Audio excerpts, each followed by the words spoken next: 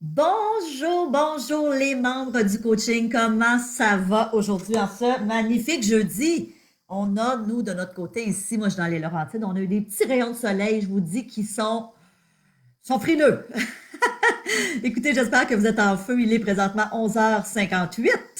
Alors, si vous arrivez et que vous nous écoutez en replay, vous pouvez avancer de 2 minutes. Donc, dans 2 minutes à midi, si vous êtes au Québec, on va débuter. Aujourd'hui, on parle de location meublée. Et si vous êtes en Europe, c'est 18 heures pour vous, chers membres de la colonie européenne. Alors, écoutez, j'espère que vous êtes en grande forme. Manifestez-vous dans le chat si vous êtes déjà là. Aujourd'hui, on parle d'une thématique que j'aime beaucoup et qui peut être super lucrative en immobilier, donc la location meublée. Alors, écoutez, si ce n'est pas déjà fait, assurez-vous là, de télécharger votre super cahier. Si vous êtes arrivé au cours des dernières heures dans ce groupe, sachez vous devez procéder à votre inscription officielle, c'est gratuit, pour télécharger mon cahier de 42 pages. On vous l'offre gratuitement, c'est mon cadeau, mais ça vous permet de me suivre, ça vous permet de prendre des notes. Si vous n'avez pas eu l'occasion de voir les journées 1, 2, 3, je vais vous inviter là, rapidement à aller les visionner parce qu'on va laisser les vidéos là, de façon temporaire, mais à un moment donné, on les enlève, les vidéos. Donc, manifestez-vous si vous êtes là. J'espère que vous êtes en super forme. Donc, Julie a mis dans le chat ou va mettre dans le chat le lien pour vous permettre de pouvoir télécharger le cahier. Comme je le disais, c'est tout à fait gratuit, ce cahier. Et ça va vous permettre aussi, là, surtout pour la journée, le jour 3, hier, on a analysé, pour ceux et celles qui étaient là, on a analysé 3 fiches descriptives. Alors, ça vous permet de vraiment me suivre. J'espère que vous avez apprécié cette journée d'hier on a eu beaucoup de commentaires là, sur le groupe coaching. Et aujourd'hui, location meublée, je vais aussi aborder un petit peu la location saisonnière parce que pour moi, ça se ressemble dans la mesure où on peut faire de la location meublée à l'année, mais on peut aussi faire de la location meublée du courte durée. Donc, ça aussi, je l'aborderai parce que la location saisonnière, donc de courte durée, c'est fort intéressant et ça peut être très, très, très lucratif. Maintenant, il faut savoir qu'il y a des normes, il faut s'assurer de valider si on a vraiment le droit de le faire dans la municipalité où on a envie de le faire, quelles sont les restrictions, est-ce qu'on peut louer à la fin de semaine, est-ce qu'on peut louer à la semaine, est-ce qu'on doit louer pour un minimum de 3 ou 4 mois, donc toutes ces informations-là sont super importantes. Écoutez, il est midi, si vous êtes au Québec, 18 heures si vous êtes en Europe, petite consigne vraiment importante, jusqu'à date, ça s'est toujours bien déroulé, mais si ça arrivait au cours des 10 jours de coaching que vous me perdez en cours de route, restez là, rafraîchissez votre page ou retournez là pour réassister et sachez que dans les 30 secondes qui vont suivre, je vais revenir. Mais jusqu'à date, on touche du bois. J'ai pas de bois, mon bureau est pas en bois, mais je vais toucher ma tête. On n'a pas eu de soucis là jusqu'à date dans le présent coaching. Donc aujourd'hui, jour 4, tirer profit de la location meublée. C'est une première pour moi d'aborder cette thématique dans le cadre des coachings gratuits que j'offre. Vous le savez, hein, j'ai développé ce nouveau coaching de 10 jours, complètement nouveau avec 10 thématiques différentes parce que mon objectif, c'est de vous donner à tous les jours un 20 à 30 minutes de contenu, des stratégies pour peut-être faire vos premiers pas en immobilier. Et comme on l'a vu à la journée 2, donc mardi, il y a quelques jours, on a regardé les différentes options qui s'offrent à vous en immobilier. Bien évidemment, l'achat de multilogements, l'achat de bureaux commerciaux, l'achat de terrains. On a regardé les flips immobiliers, la location saisonnière. Donc, le flip immobilier, c'est j'achète un bien immobilier et je le remets rapidement en vente dans l'objectif d'en faire un profit. Donc, on appelle ça ici au Québec le flip immobilier. La location meublée aussi, et c'est ça l'objet de notre journée d'aujourd'hui, parler de la location meublée. Alors, ce que je vous invite à faire, prenez votre cahier, suivez-moi. Je suis à votre jour 4. Donc, premier élément, votre appartement doit, et les mots qui manquent, c'est être aménagé de sorte que, alors votre appartement doit être aménagé de sorte que votre futur locataire, donc il manquait les mots votre futur locataire, puisse y vivre dès le premier jour de location. Donc, je le répète, votre appartement doit être aménagé de sorte que votre futur locataire puisse y vivre dès le premier jour de location. Parce que, évidemment, il faut comprendre une chose. La location meublée, contrairement à, exemple, moi, l'entièreté pratiquement de mon parc immobilier, j'ai des appartements qui sont non meublés. On n'a même pas d'électroménager qui sont fournis. Donc, la personne, ça implique qu'elle arrive avec ses meubles. La location meublée, c'est vraiment important de comprendre le concept parce que c'est super intéressant. Puis on va voir dans le prochain énoncé que ça peut être très lucratif, mais il faut comprendre que c'est une non-clientèle que je vais attirer. Prenons un exemple.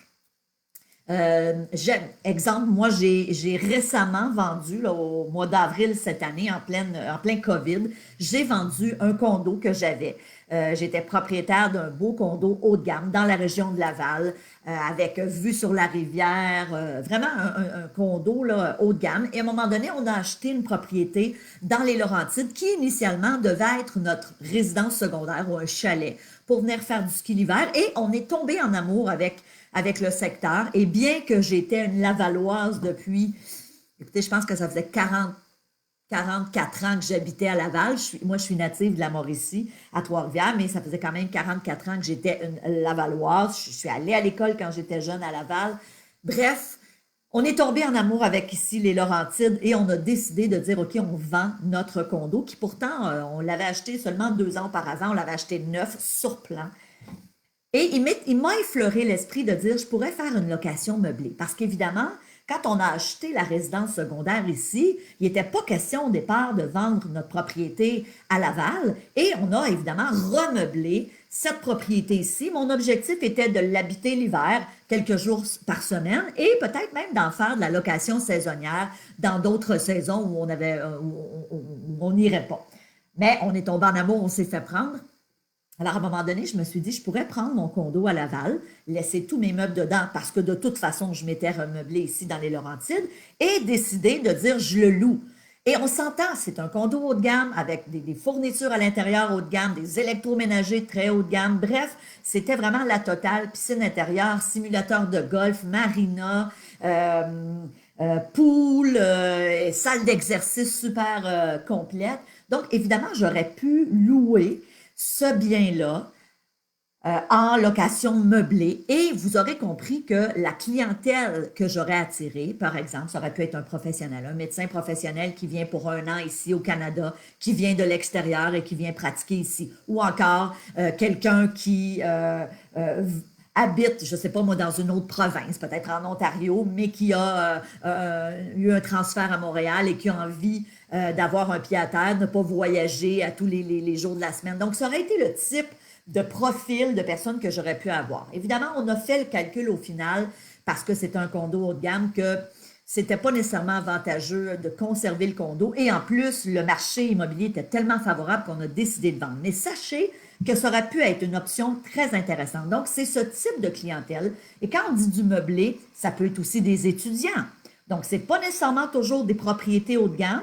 Ça peut être évidemment un chalet locatif. Donc là, on s'en va plus dans la location saisonnière. Je regarde ici dans le secteur où j'habite, dans les Laurentides, il y en a beaucoup de propriétés qu'on peut louer même à l'année meublées. Alors souvent, c'est des gens qui, exemple, moi j'ai un couple d'amis là, qui ont vendu leur propriété et ils ont dû redonner les clés rapidement parce que c'était ça qui était convenu dans la vente, mais eux n'avaient pas trouvé quelque chose d'autre à s'acheter. Alors ils ont décidé pour 1 an de mettre leurs meubles en storage et de se louer un appartement entièrement meublé. Donc, ce qui est intéressant, et là, on va avec les avantages. Donc, je reviens à votre cahier. Vous pouvez demander, alors je suis à l'énoncé numéro 2, vous pouvez demander de 15 à 30 de plus que pour le prix de location. Donc, de 15 à 30 plus cher. Ça veut dire quoi? Prenons un exemple. J'ai un appartement, puis on va prendre des chiffrons. J'ai un appartement que je louerais en temps normal, s'il est vide, donc non meublé, 1 000 $. J'y vais avec un chiffron. 1 000 $ ou 1 000 €, dépendamment d'où vous êtes. Mais parce que je l'ai meublé, je peux bonifier, donc demander de 15 à 30 plus cher.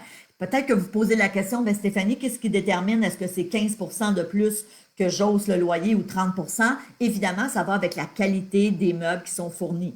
Donc, plus vous êtes dans le haut de gamme, exemple, moi, le condo que j'avais, c'est clair qu'on aurait demandé pour un condo meublé avec ce type de fourniture de meubles, on aurait demandé un 30 de plus. Alors, exemple, si je loue un appartement vide à 1 000 $, mais là qu'il est meublé avec des beaux meubles, avec des meubles de qualité, ben, je peux demander 1 300 $. Si vous faites le calcul au final, 3 fois 12, 300 fois 12 mois, c'est quand même 3 600 de plus. Alors, c'est très substantiel. Et là, je vous parle d'un condo, mais on pourrait faire le même exercice avec, par exemple, un 5-plex ou un 6-plex. Donc, décider que la vocation de notre immeuble va être d'offrir de la location meublée. Mais il faut comprendre une chose, il y a des avantages parce que c'est plus lucratif. Maintenant, le locataire, et là je m'en vais encore dans votre cahier, le locataire est responsable de l'état des meubles et électroménagers dans la mesure du raisonnable. Donc ça, c'est l'avantage. Ça veut dire que, exemple, le locataire qui fait un trou dans votre divan parce que sa cendre de cigarette est tombée sur le divan, c'est lui qui va en être responsable. Par contre, et on va le voir à la page suivante, vous êtes comme propriétaire responsable s'il y a des bris. Alors, une usure normale, par exemple, le lave-vaisselle ou encore le réfrigérateur, s'il y a un bris et que c'est dû à une usure normale, c'est le propriétaire à ce moment-là qui en devient responsable. Et évidemment, pour toute usure normale aussi des meubles, à la longue, quand on fait de la location meublée, c'est sûr que les meubles peuvent s'user un petit peu plus rapidement. Alors ça, c'est les avantages. Je vais juste mentionner parce que on a beaucoup de questions. Là, on a eu des gens qui ont mis des questions sur le groupe et c'est vraiment important de réaliser que dans le 30 minutes que je fais avec vous par jour, je ne prends pas le temps de répondre à vos questions, puis c'est délibéré parce que j'ai beaucoup de contenu que je veux vous passer. Ceci dit, là, je vous fais l'annonce officielle parce que beaucoup de gens, on a dit là, depuis le début du coaching qu'on allait, c'est correct, Julie? Hein? OK, on va l'annoncer plus tard? OK, fait que j'ai un membre de mon équipe qui me dit que demain, la bonne nouvelle, c'est que dès demain, vous allez pouvoir vous inscrire. Donc, on mettra un lien, c'est tout à fait gratuit. Ça va être un coaching qui va avoir lieu le 2 novembre prochain. Donc, déjà, vous pouvez mettre la date à votre agenda, 2 novembre prochain. Ça va être, si vous êtes au Québec, à 19h30. Donc, ça va être en soirée. Si vous êtes du côté de l'Europe, 19h30 aussi, mais à l'heure de Paris. Et on mettra le lien demain. C'est gratuit. Par contre, c'est vraiment important, ça sera important demain de vous inscrire parce que ça ne sera pas sur ce groupe Facebook. Vous allez recevoir un lien et à ce moment-là, vous pourrez assister. C'est toujours des belles soirées. Je réponds à vos questions. Donc, exemple, si aujourd'hui, par rapport à la location meublée, vous avez des questions, je vous invite au verso de vos pages. Prenez en note vos questions. Et le 2 novembre prochain, en live, vous pourrez m'envoyer vos questions. Et ce qui est le fun, c'est que, exemple, si vous êtes en direct avec moi le 2 novembre prochain et que vous dites Stéphanie, mettons, je m'appelle Laurie-Jeanne, je suis de tel secteur, j'aimerais faire de la location meublée. Bien, souvent, la beauté de ça, c'est que moi, j'ai les membres de mon équipe qui vont me transférer vos questions, mais très souvent, quand vous êtes là en live, c'est que je peux vous demander des précisions. Je peux dire, OK, Laure-Jeanne, peux-tu me dire dans quel secteur est-ce que tu regardes? C'est quoi ton projet? Donc, évidemment, c'est super interactif. Souvent, je vais vous demander des précisions. Donc, ce sera l'occasion, là, demain, vous pourrez vous inscrire. Donc, soyez là demain, évidemment, à la journée du jour 5 de votre coaching. On continue avec tirer profit de la location meublée. On s'en va à la page suivante. Les éléments à considérer. Les locataires peuvent être un peu moins stables. Donc, évidemment, je vous donne un exemple. Moi, mon premier 3 appartements que j'ai acheté il y a 28 ans à peu près à ce jour, j'ai un locataire là-dedans qui est mon locataire depuis pratiquement les tout débuts. Il s'appelle Gilles. Je pense que Gilles était là à l'année 2 où j'ai acheté. Alors, imaginez combien ça vaut un locataire comme ça. Tu sais, je m'amusais l'autre fois à faire, puis je vais le refaire avec vous parce que je me suis amusée à faire ça, ça fait un petit moment, mais tu sais, prenons un exemple, là, mettons Gilles en moyenne, là, au fil des années, il a payé, on peut faire une moyenne parce qu'on se comprend qu'il y a 26 ans, il ne payait pas le même prix qu'aujourd'hui, mais mettons qu'en moyenne, là, il m'a donné 650 $ par mois, fois 12 mois, fois 26 ans. Savez-vous combien Gilles m'a donné? 202 000.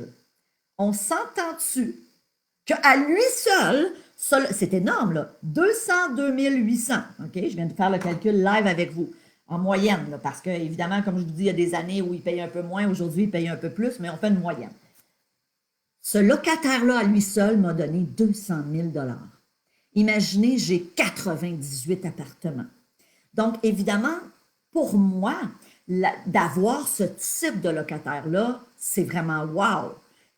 À lui seul, Gilles a payé l'immeuble parce qu'à l'époque, il faut savoir que mon triplex que je possède toujours aujourd'hui, si je ne me trompe pas, j'ai payé à l'époque 142 000. Alors, à lui seul, il a payé l'immeuble. Et évidemment, il y a eu deux autres locataires là-dedans, là, dont je ne vous parle pas, qui, eux, il y a eu un petit peu plus de rotation. Donc, en moyenne, mes locataires pouvaient être là 5 à 6 ans. Il y en a qui sont restés un petit peu plus longtemps, d'autres un peu moins. Comme là, on vient de relouer. C'était un couple qui était là depuis 2 ans et ils se sont achetés une maison. Great for them. Tu comprends? C'est super. Mais imaginez, quand je vous dis l'immobilier, le potentiel, c'est incroyable. C'est incroyable ce que vaut un locataire. Et vous savez, souvent, je dis à mes membres, soyez un bon propriétaire, ça va vous servir. Quand un locataire appelle, que ce soit vous qui vous en occupiez ou un concierge ou éventuellement un gestionnaire d'immeuble, votre locataire devrait être aussi important que la prunelle de vos yeux à peu près. Parce que vos locataires, c'est vos clients. Donnez-leur un bon service. Ça me fend toujours le cœur, moi, de voir dans les médias des immeubles qui ont été mal entretenus, des locataires qui ont les mains et les poings liés par des propriétaires, parce qu'il y en a des mauvais propriétaires, c'est plate à dire, mais il y en a. Il y a aussi des mauvais locataires, mais il y a des mauvais propriétaires. OK?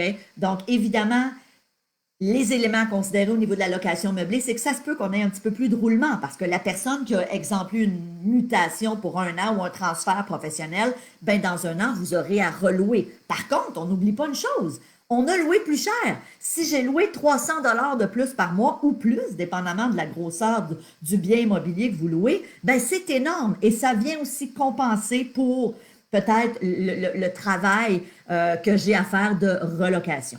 Deuxième élément à considérer, vous devez faire réparer les électroménagers en cas de bris. Donc, ça aussi, faut juste le savoir. OK? Donc, je vous donne un exemple. Moi, j'ai acheté un immeuble il y a plusieurs années et l'ancien propriétaire, lui, fournissait les lave-vaisselle. Parfait. Moi, quand j'ai acheté l'immeuble, quand je faisais les reconductions de bois avec les locataires, je leur disais toujours, écoutez, moi, je renouvelle votre bail, mais le lave-vaisselle, je ne l'inclus plus. Donc, vous pouvez le garder, mais le jour où votre lave-vaisselle, il y a un bris, ben à ce moment-là, soit que c'est vous qui le faites réparer ou on l'enlève complètement. Moi, je ne m'en porte plus garante. Donc, j'avais le droit de faire cette modification-là lors de la reconduction des baux. Parce que moi, je ne voulais pas être garante de ça. Mais encore là, si vous décidez de vous spécialiser dans de la location meublée, je vous le dis, il y a des deals super intéressants à faire. Il y a beaucoup de sous à faire avec la location meublée. L'autre élément, troisième élément à considérer, si vous choisissez de faire de la location meublée court terme, là, ce que vous allez acheter, c'est assurez-vous d'avoir le droit. Et ça, c'est ce qui m'amène à la location saisonnière. Moi, parce que je suis maintenant dans les Laurentides, il y a quelques années, je me suis dit, je vais commencer à faire de la location saisonnière. Moi, j'ai beaucoup d'amis qui louent pendant 4-5 mois l'hiver un condo ou un chalet sur le bord des pentes de ski, parce que nous, on est des skieurs. Ben, je dis nous. Nous exclut la personne qui parle, parce que mon fils est dans l'équipe de compétition depuis qu'il est tout petit en ski alpin. Mon mari est un excellent skieur et moi, je dois skier à peu près une fois par année. Et je suis, par contre, attention, la championne du chasse-neige. Alors, je ne sais pas si on a des gens d'Europe ici. Je ne sais pas si vous avez déjà entendu, si vous utilisez cette expression, le chasse-neige, mais ça, c'est quelqu'un qui skie comme ça. Alors moi, je suis la championne du chasse-neige, puis je me sonne très bien. Ah oui, on peut en parler! Hey, Julie est tellement drôle. Julie, elle vient me faire elle me met des insignes. Alors, elle m'annonce officiellement que vous pourrez procéder à votre inscription tout de suite pour le webinaire qui aura lieu le 2 novembre. Donc, j'imagine, parce que là, aujourd'hui, c'est drôle, je ne vois pas vos commentaires dans le chat, mais j'imagine que Julie, si elle est venue me faire ça, c'est qu'elle a mis le lien. Donc, vraiment important, hein? Si vous voulez, c'est gratuit. Ça va être une belle soirée, donc 19h30 si vous êtes au Québec, 19h30 aussi, heure européenne si vous êtes en Europe. Et je vais répondre à vos questions. Donc, c'est pour ça, l'objectif avec le coaching, c'est de vous donner un 20 à 30 minutes par jour de contenu. Mais évidemment, c'est normal que vous ayez peut-être des questions sur différentes thématiques. Hein, peut-être que hier, quand j'ai analysé des listings, il y a eu des questions qui ont jailli. C'est parfait. Alors, ce webinaire-là, soyez là en grand nombre. Réservez votre place parce qu'on a un nombre de places limité. C'est gratuit.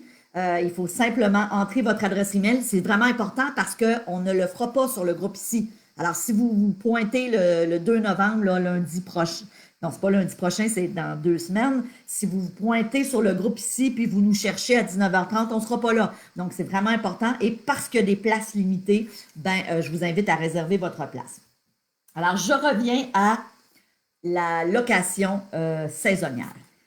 savez, la location saisonnière, souvent, j'ai des membres, moi, qui ont joint le programme Immo Réussite et qui vont me poser la question, Stéphanie, je voudrais éventuellement vivre de l'immobilier, je voudrais quitter mon emploi pour vivre de l'immobilier. Et je leur dis toujours, ben oui, c'est super, mais il va falloir, si tu veux faire ça à court terme, exemple dans 1 an ou dans 2 ans, ou peut-être plus rapidement, il va falloir que tu te diriges vers des opportunités ou des stratégies en investissement immobilier qui sont un petit peu différentes de, exemple, acheter des immeubles et les garder pendant 25 ou 20 ans et attendre que ça se paye. Parce que le cash flow qu'on dégage est en moyenne de 50 par appartement par porte, et ça, c'est une moyenne. Bien évidemment, vous aurez compris que pour remplacer un salaire de, je ne sais pas moi, 30, 35, 40, 45 000 ou euros par année, ça va vous prendre beaucoup d'appartements.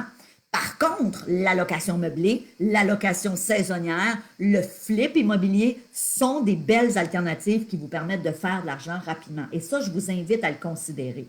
Que ce soit le flip, donc d'acheter une maison, un appartement, un chalet et de dire soit que je le rénove, je fais des menus travaux ou des travaux d'un peu plus d'envergure et ensuite, rapidement, je le remets en vente dans le but de faire un profit. Et là, c'est pas rare. Hein, on peut faire 30, 40, 50, 60, des fois 100 000 ou 100 000 euros de profit. Moi, j'ai un bon ami à moi qui a décidé de se spécialiser dans le flip immobilier depuis quelques années. En ce moment, il est très, très actif sur la rive sud de Montréal, dans des endroits comme Boucherville, Verchères, etc. Et son dernier flip immobilier, il a réalisé un profit de 150 000 $. Si vous me posez la question, Stéphanie, c'est-tu facile? Est-ce que c'est fréquent de faire de tels profits? Je suis honnête avec vous, je vais vous dire non. Je veux dire, lui a eu tout un coup de chance, il a eu tout un deal, il a déniché une opportunité intéressante, il a acheté une reprise de finances et parce que lui connaissait les stratégies, c'est un ami à moi, mais il a aussi accès à mon programme, il a réalisé ce beau profit-là. Est-ce que c'est impossible pour vous? Non. Si lui le fait, vous pouvez le faire aussi. Par contre, je ne veux pas vous... Moi, je dis toujours, il ne faut pas se mettre des lunettes roses. La réalité, c'est que souvent, dans le cadre d'un flip immobilier, si on fait 30, 40, 50 000 $, on est super content. Imaginez, si vous réalisez un profit de 30 ou 40 000 $ sur 2 mois ou 3 mois, ben c'est quand même énorme. Et si vous faites ça à quelques reprises dans l'année, ben ça devient super intéressant. Et l'autre chose aussi, des fois, il y a des gens qui me disent, mais Stéphanie, faut-tu que je paye de l'impôt là-dessus? Ben oui!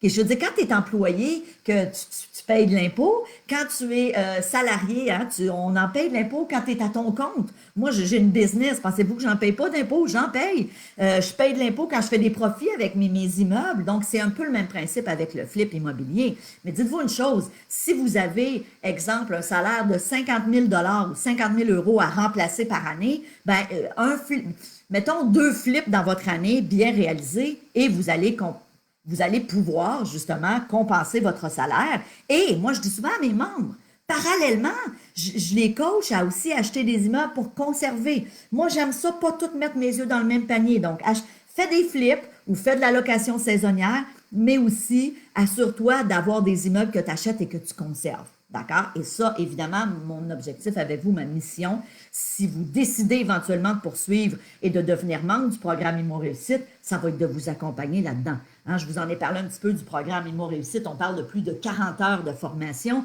On parle de plus de 40 experts. Il y a moi qui viens vous enseigner, mais j'ai 40 experts aussi, des prêteurs privés, des gestionnaires d'immeubles, des évaluateurs agréés, des fiscalistes, des avocats. On a interviewé cette semaine un avocat, Stéphane Pagé, qui est spécialisé en droit immobilier. Vous voulez avoir accès à ces infos-là. On s'entend? Moi, je dis toujours aux gens, il y a une différence pour moi entre quelqu'un qui s'achète une propriété et quelqu'un qui veut être investisseur immobilier. Et le terme pour moi, investisseur immobilier, ça ne veut pas dire que tu veux nécessairement avoir 100 appartements ou 200. C'est pas ça. Tu peux être un investisseur immobilier et détenir 2-6 appartements. Mais pour moi, la différence entre les deux, c'est ton thinking. C'est ta façon de comprendre le marché. C'est ta façon de connaître des stratégies qui vont te permettre, avec tes immeubles, d'optimiser la rentabilité de tes immeubles, de faire les bons moves. Et c'est vraiment ça ma mission avec le programme Immo Réussite. Et aussi avec ces coachings-là que j'offre de façon tout à fait gratuite. Ça me fait plaisir de vous donner de mon temps, d'essayer de vous transférer le plus possible de mes connaissances, mais évidemment, pour ceux et celles qui auront envie de continuer l'aventure, ben, la semaine prochaine, dans la deuxième semaine du coaching, j'aurai l'occasion de vous parler du programme. Alors, en attendant, avant de terminer, location saisonnière, fort intéressant. Assurez-vous que la municipalité où vous voulez faire de la location saisonnière le permet. Exemple, ici, nous, dans les Laurentides, moi, j'avais regardé à l'époque Piémont, Saint-Sauveur, Morin Heights, Sainte-Adèle, et évidemment, il y a des normes. On ne peut pas nécessairement louer à la fin de semaine, à moins d'être dans certains secteurs stratégiques. Exemple, sur le mont Saint-Sauveur, il y a certaines petites rues qui le permettent. Donc, ça, c'est vraiment important de vous assurer d'aller à la ville, d'aller à l'urbanisme et de vous assurer, OK, voilà la propriété que je convoite. Est-ce que je pourrais louer à court terme? Si oui, combien? Est-ce que c'est minimum 3 mois ou 4 mois? L'autre question aussi à vous poser en location meublée, parce qu'évidemment, location saisonnière le dit, c'est dans notre thématique d'aujourd'hui, c'est de la location meublée. Donc, l'autre question à se poser, c'est est-ce que l'endroit où je vais acheter a un potentiel pour louer 12 mois par année? Hein, nous, ici, dans les Laurentides, exemple, dans la ville de Saint-Sauveur, l'hiver, il y a le ski, à l'automne, il y a les couleurs, l'été, il y a plein de festivals. Donc, la seule saison qui est un petit peu moins haute, je vous dirais, c'est le printemps. On parle de, mettons, avril-mai, mais dès le mois de juin, les gens commencent à revenir. Il y a des festivals. Saint-Sauveur, c'est une ville super dynamique, donc, évidemment, très intéressant. Et là, je vous donne une ville en particulier, mais vous pourriez être à Monaco, en Europe, vous pourriez être... je sais, même aux États-Unis, hein, de la location saisonnière, nous, on a déjà considéré d'acheter à Miami parce qu'on a passé beaucoup d'années. On passait parfois un mois là-bas quand mon fils n'allait pas à l'école. Mes beaux-parents avaient un condo à North Miami et on a considéré à l'époque acheter. On se disait, on va pouvoir en profiter un peu et quand on ne sera pas là, on va louer. C'était près de la mer, sur le bord du canal, avec la vue sur la mer, au bord de l'eau, fort intéressant. Mais évidemment, à l'époque, on a décidé, et ça, c'est en 2008. Puis je vais être bien honnête avec vous, c'est quand il y a eu le crash en 2008 aux États-Unis, avec du recul. Souvent, les gens me disent, as-tu des regrets? Je regrette de ne pas avoir acheté là parce que, on le sait, aujourd'hui, les prix aux États-Unis ont drastiquement monté, surtout si on avait acheté en 2008. Mais regarde, moi, je ne veux pas vivre dans le passé et surtout pas dans les regrets. Alors, écoutez, avant de terminer, je le redis, inscrivez-vous au webinaire qui aura lieu le 2 novembre prochain. Il y a des places limitées. Donc, c'est important d'être les premiers à vous inscrire, réserver votre place. C'est gratuit et c'est à ce webinaire que je vais répondre à toutes vos questions. Alors, évidemment, je vous dis merci d'être là. J'espère que vous avez apprécié. Demain, vendredi, thank God it's Friday, hein, c'est ce qu'ils disent. Notre thématique, la division d'appartements, comment la rentabiliser. Je vous le dis, si vous n'avez jamais entendu parler de ça, vous ne voulez pas manquer cette stratégie qui, elle aussi, peut vraiment être fort lucrative et vous permettre de rapidement vivre de l'immobilier. Alors, c'est un rendez-vous demain. Je vous embrasse virtuellement et à demain. Salut la gang!